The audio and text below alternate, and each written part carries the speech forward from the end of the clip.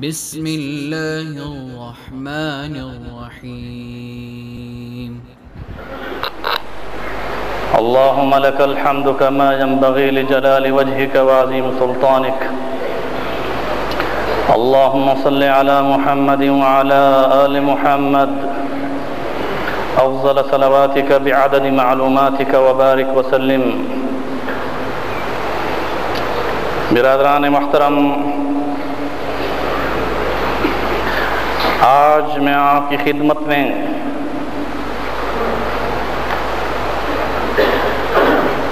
ایک ایسی عظیم شخصیت کی شان بیان کرنا چاہتا ہوں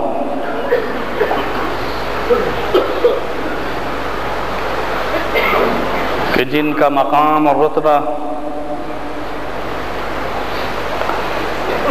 تلامذہ نبوی میں، شاگردان رسول میں دوسرے نمبر پر ہے،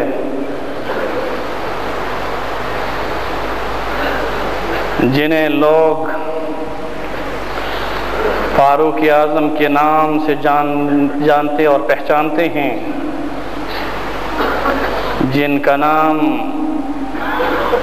حضرت عمر بن خطاب رضی اللہ تعالیٰ عنہ ہے. حضرت عمر رضی اللہ تعالیٰ عنہ یہ وہ عظیم شخصیت ہیں کہ جو اپنے قبیلے کے اعتبار سے قریشی ہیں، اور عظیم اور حسن کی بات یہ ہے کہ جیسے صدیق اکبر رضی اللہ تعالی عنہ کی پشت رسول اللہ صلی اللہ علیہ وسلم کے دادے کے ساتھ ملتی ہے، اسی طرح سے فاروق اعظم حضرت عمر رضی اللہ تعالیٰ عنہ ساتویں پشت میں رسول اللہ کے دادا اور آپ کا دادا ایک ہو جاتے ہیں. میرے دوستوں اور بزرگوں، یہاں پر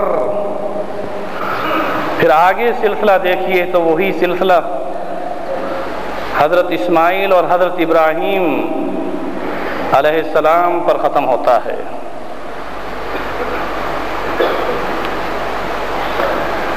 میں زیادہ تمہید میں نہیں جاؤں گا،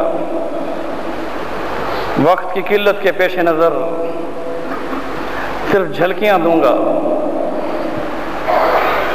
حضرت عمر رضی اللہ تعالی عنہ جو اپنی جوانی میں بہت طاقتور انسان گنے جاتے تھے، ان کی قد پورے مکہ مکرمہ اور قریش میں سب سے اونچی تھی. وہ بہترین لمبی لمبی مونچھیں رکھتے تھے، اور جب کسی مجلس میں بیٹھے ہوتے تھے تو دیکھنے والوں کو یوں محسوس ہوتا تھا کہ جیسے کوئی ان میں ایک کھڑا ہے. اور قد اتنی بلند تھی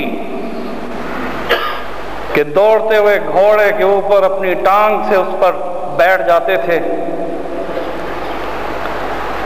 اور قوت یہ تھی کہ جوانی میں چیلنج کرتے تھے کہ جب کہیں اونٹ ذبح ہوتا تھا تو اس کے چمڑے پر، جو کہ وہ چمڑا تر ہوتا تھا، اس پر کھڑے ہو کر اپنے پاؤں جماتے تھے. 70 آدمی اس چمڑے کو کھینچتے تھے، مگر عمر کے پاؤں میں لغزش نہیں آتی تھی، جنبش نہیں آتی تھی. میرے دوستوں اور بزرگوں، میں بغیر تمہید کے یہاں بتانا چاہتا ہوں کہ دار ارقم میں ہر رات صحابہ کرام کی وہ مختصر سی جماعت رسول اکرم صلی اللہ علیہ وسلم کی خدمت میں اپنے ظلم و ستم کی داستان سنایا کرتی تھی. اصحاب رسول میں غلام اور دیگر ایسے ضعیف صحابہ کرام جب رسول اللہ صلی اللہ علیہ وسلم کو اس اسلام کی قبولیت کے بعد اللہ کو ایک ماننے اور رسول اکرم صلی اللہ علیہ وسلم پر ایمان لانے کے بعد جو ان پر ظلم ہوتا تھا، اس ظلم کے بارے میں جب رسول اکرم صلی اللہ علیہ وسلم کو بتاتے کہ ہمیں انگاروں پر لٹایا جاتا ہے، ہمارے سینوں پر بھاری پتھر رکھے جاتے ہیں، ہماری ٹانگوں میں رسیاں باندھ کر ہمیں گھسیٹا جاتا ہے، ہمیں طرح طرح کا ظلم کا نشانہ بنایا جاتا ہے، حتیٰ کہ چٹائیوں میں ڈال کر مرچ کی دھونیاں دی جاتی ہیں، رسول اکرم صلی اللہ علیہ وسلم اپنے اصحاب کی اس داستان کو سن کر اس دار ارقم میں اپنے رحم کے آنسو اپنے چہرے پر لاتے تھے۔ ایک دن اسی داستان کو سن رہے تھے کہ وہ مظلوم صحابہ کی جماعت، جن میں خباب تھے، جن میں بلال تھے، جن میں صہیب تھے، جنہوں نے سمیہ کے خامن یاسر نے، اس طرح عمار نے اپنی ماں کے بارے میں، اپنے بارے میں ظلم کی داستان سنائی۔ رسول اللہ صلی اللہ علیہ وسلم کی آنکھوں سے آنسو بہ رہے ہیں اور ہاتھ اٹھا کے رب ذوالجلال سے یوں مخاطب ہوتے ہیں کہ باری عز و جل تو اسلام کو 2 عمر میں سے ایک عمر کے ذریعے سے طاقت عطا فرما۔ بس یہ اس داستان میں آنسو بہاتے ہوئے یہ دعا مانگی۔ صحابہ کرام نے اس دعا کو سنا۔ میرے دوستوں اور بزرگوں، یہ معمولی دعا نہیں تھی۔ یہاں پر میں حسن کی بات بتاتا ہوں کہ حضرت ابراہیم علیہ السلام نے دعا مانگی کہ وہ مکان جو مجھ سے تعمیر تو نے کرایا ہے اس کا مکین میری اولاد میں سے ہو۔ تو اللہ نے وہ دعا قبول فرمائی، مگر 5000 سال بعد رسول اللہ صلی اللہ علیہ وسلم تشریف لائے۔ دعا کس نے قبول فرمائی؟ تو رسول اکرم صلی اللہ علیہ وسلم کی دعا دیکھیے۔ میرے دوستوں اور بزرگوں، جب رسالت مآب حضرت محمد رسول اللہ صلی اللہ علیہ وسلم نے دعا فرمائی تو رات کو دعا فرمائی، صبح کو جو تلوار عمر رسول اللہ کے خلاف اٹھا کر لانا چاہتے تھے، رسول اللہ کے غلام بن کر اسلام قبول کر رہے ہیں۔ یہاں یہ بات ذہن نشین رکھ لیں کہ ہر شخص کو اسلام کی ضرورت ہے۔ ہمیں اور آپ کو کس کی ضرورت ہے؟ اسلام کی ضرورت ہے۔ مگر رسول اللہ صلی اللہ علیہ وسلم نے دعا میں جو صیغہ بیان فرمایا ہے وہ یہ ثابت کرتا ہے کہ اسلام کو عمر کی ضرورت ہے۔ کس کی ضرورت ہے؟ سمجھ آئی ہے میری بات؟ اسلام کو عمر کی ضرورت ہے، ہر شخص کو اسلام کی ضرورت ہے۔ میں واقعہ لمبا ہے بتانا نہیں چاہتا، آپ کے علم میں ہے کہ تلوار لے کر جب وہ نکلے، جس رات دعا ہو رہی تھی، ایک طرف دعا ہو رہی ہے، دوسری طرف وہاں ندوے میں بیٹھ کر رسول اکرم صلی اللہ علیہ وسلم کے خلاف یہ سازش ہو رہی ہے کہ کس طرح سے رسول اکرم صلی اللہ علیہ وسلم کو کون ایسا جری شخص ہے اعوذ باللہ شہید کر دے۔ وہاں عمر اپنے آپ کو پیش کرتے ہیں کہ میں اس کے لیے حاضر ہوں۔ یہاں تدبیر ہو رہی ہے اور دعا سے تقدیر کا فیصلہ بدلا جا رہا ہے۔ اور بزرگوں، میں یہاں اتنا عرض کر دینا چاہتا ہوں کہ جب حضرت عمر رضی اللہ تعالیٰ عنہ تلوار لے کر آ رہے تھے تو کسی شخص نے پوچھا تم کہاں جا رہے ہو، کس ارادے سے جا رہے ہو؟ انہوں نے کہا کہ میں محمد رسول اللہ صلی اللہ علیہ وسلم کو قتل کرنے کے ارادے کے ساتھ جا رہا ہوں۔ تو وہاں میرے دوستوں اور بزرگوں نے کہا جاؤ تم اپنے گھر کی خیر مناؤ۔ اس وقت ان کا بہنوئی سعید رضی اللہ تعالیٰ عنہ جو عشرہ مبشرہ میں سے ہیں، اور ان کی بہن حضرت عمر کی بہن فاطمہ جس کا نام، وہ اسلام قبول کر چکی تھیں، فوراً گھر کی طرف گئے اور دروازے کے قریب پہنچ کر کان لگائے، سنا کہ قرآن پڑھا جا رہا ہے، خباب موجود ہیں جو ان کو قرآن سکھا رہے ہیں، اور حضرت عمر کا بہنوئی اور حضرت عمر کی بہن قرآن پڑھ رہی ہے۔